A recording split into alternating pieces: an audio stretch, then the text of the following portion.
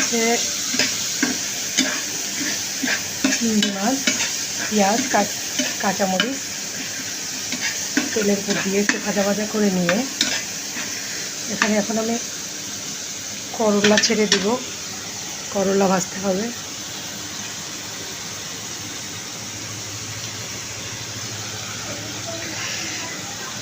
করলাতে সবসময় পেঁয়াজের পরিমাণটা বেশি দিবেন, কারণ করলা তেতো তো। করলাতে পেঁয়াজের পরিমাণটা যত বেশি দিবেন আসলে করলাটা তত বেশি মজা লাগবে।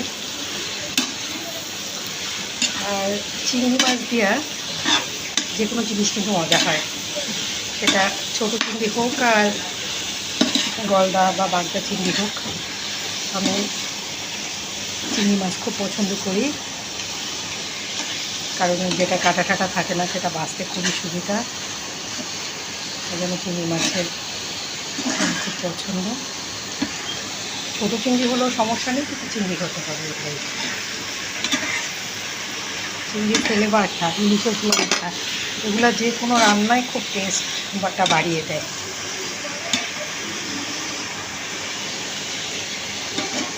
দেখবেন আপনি ঝোল তরকারি আপনার ফেভারিট হতে পারে, আমারও ফেভারিট। অনেক মজা করে তৃপ্তি মিটিয়ে কিন্তু ঝোল তরকারিতে ভাত খাওয়া যায়, যে কোনো মাছের ঝোল দিয়ে। কিন্তু ভাজাভাজি একটা না হলে দেখবেন যে আপনার ওই দিনের খাবারটাই ভালো লাগছে না। প্রত্যেকটা সময় যদি আপনার আইটেমে শাক ভাজি, করলা ভাজি, তারপরে বিভিন্ন ধরনের ভাজাভাজি থাকে, দেখবেন যে ভাত খেয়ে তৃপ্তি মিটছে। এবং সবজির পরিমাণটা একটু বেশি খেলে, রাইসের পরিমাণটা একটু কমিয়ে দিলে আমার মতো উঠিয়ে যাবেন না। আমি তো প্রচুর পরিমাণে খাই, যার জন্য হলো আমার স্বাস্থ্যটা দিন দিন বেড়ে যাচ্ছে। আর আমি ডায়েটও করি না। তো আমার রান্না করতে তো সেই ভালো লাগে, খুবই মজা লাগে। আমি রান্না খুব পছন্দ করে করি, সব সময় আমি রান্না পছন্দ করে করি। এবং আমার রান্না কিন্তু অন্যরকম হয় সবার তুলনায়। দেখা যাইতেছে একই হাত, একই সবজি, একই মাছ, একই মাংস, কিন্তু এক একজনের হাতের রান্না কিন্তু মাশাআল্লাহ এক এক রকম মজা।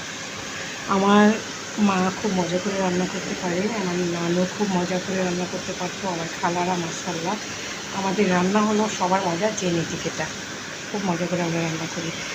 তো করলা, পেঁয়াজ, চিংড়ি মাছ সব একসাথে